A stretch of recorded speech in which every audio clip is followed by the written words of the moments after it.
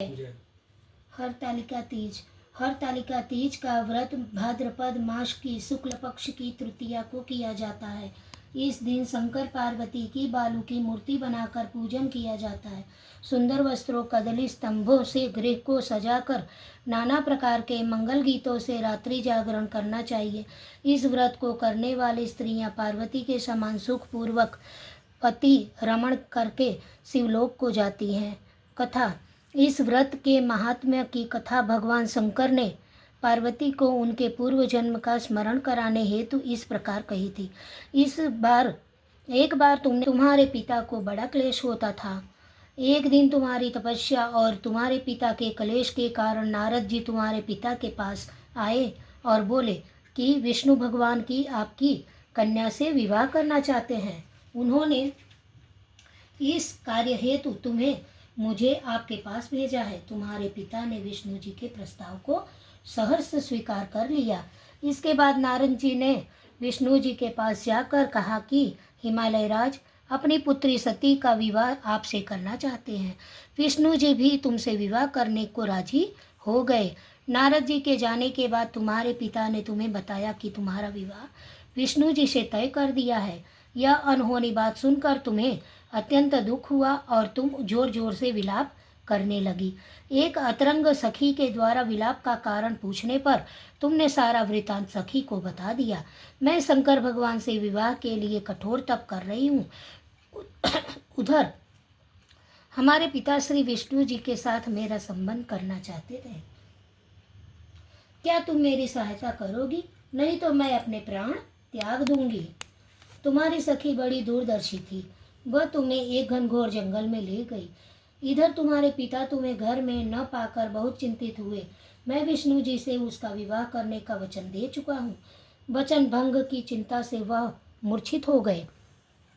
इधर तुम्हारी खोज होती रही और तुम अपनी सहेली के साथ नदी के तट पर एक गुफा में मेरी तपस्या करने में लीन हो गई। भाद्रपद शुक्ला की तृतीया को हस्त नक्षत्र में तुमने रेत का शिवलिंग स्थापित करके व्रत किया और पूजन तथा रात्रि जागरण भी किया। तुम्हारे इस कठिन तप व्रत से मेरा आसन डोलने लगा। मेरी समाधि टूट गई। मैं तुरंत तुम्हारे पास पहुंचा और वर मांगने का आदेश दिया। तुम्हारी मांग तथा इच्छानुसार तुम्हें मुझे अर्धांगिनी के रूप में स्वीकार करना पड़ा। तुम्हें वरदान देकर मैं कैलाश पर्वत पर चला आया। प्रातः होते ही तुमने पूजा की समस्त सामग्री को नदी में प्रवाहित करके अपनी सहेली सहित व्रत का पारण किया। उसी समय तुम्हें खोजते हुए हिमालय राज उस स्थान पर पहुंच गए।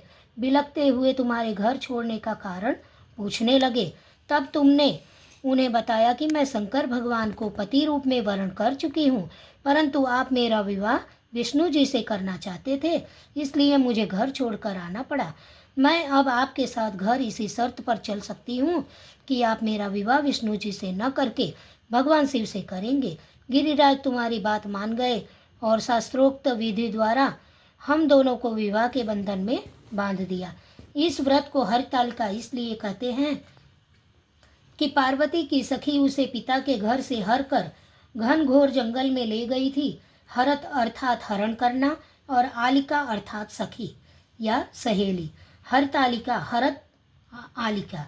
शंकर जी ने पार्वती जी से भी यह भी बताया कि जो स्त्री इस व्रत को परम श्रद्धा से करेगी उसे तुम्हारे समान ही अचल सुहाग प्राप्त होगा।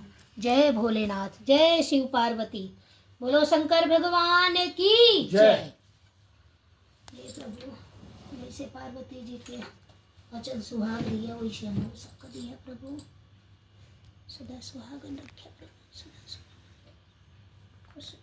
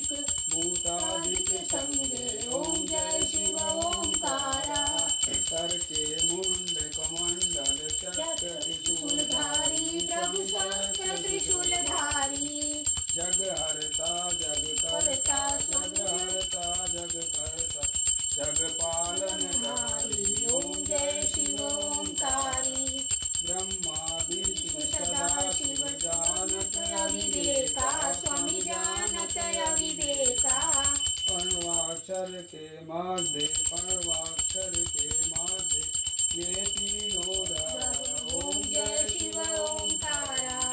शिव गुण स्वामी की आरती जो कोई नर गावे, स्वामी जो कोई नर गावे।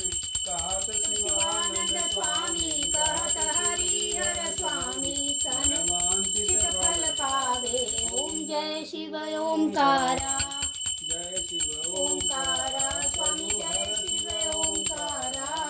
ब्रह्मा विष्णु सदा शिव, ब्रह्मा विष्णु सदा शिव, धारा। ओम जय शिव ओंकारा।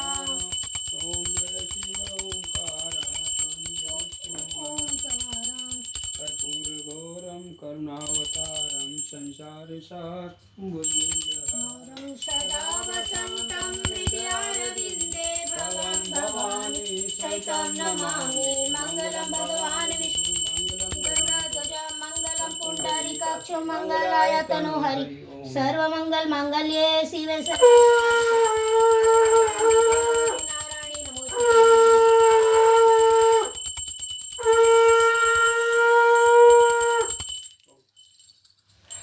बोलो शिव शंकर भगवान की जय। शिव पार्वती की जय।